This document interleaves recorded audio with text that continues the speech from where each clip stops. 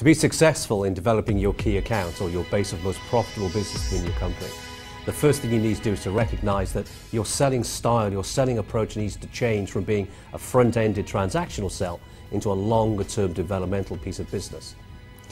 That process needs to take account of 6 key factors in order to build a solid strategy for success.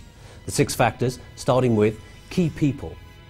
When you were selling to a smaller account, you primarily had a single contact. Now you're selling to key accounts, then your organizational network needs to dramatically change and increase to incorporate more and more key decision makers.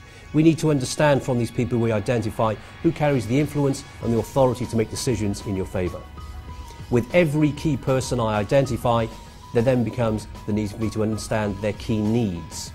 Each individual will have a different reason for wanting to buy or to work with you as you develop your business in the account. It's critical that we understand not just the need, what they want, but also the rationale, the why that becomes important to them. And so part of our investigation and need development is understanding both the rational and the emotional motivators that your contact will have for committing in your favor. Once I understand your key needs, now I need to understand the key times. In other words, the timeline, the calendar that your client company is working to that will affect your ability to gain a decision. Those times can be end of a financial year, it could be a project time, or it could be the date that your client has already committed inside their organization to make the changes or the improvements that your solution can bring to them. Now I understand your key times, now I can start to plan my key events. The key events are, from my perspective, the physical activities that I have to perform in order to generate the extra business from you. These key events can be presentations, they could be negotiations, they could be fact-finding meetings, but these are all the different things that are essential for me to achieve as decision-based objectives in order to progress my sale to its closure.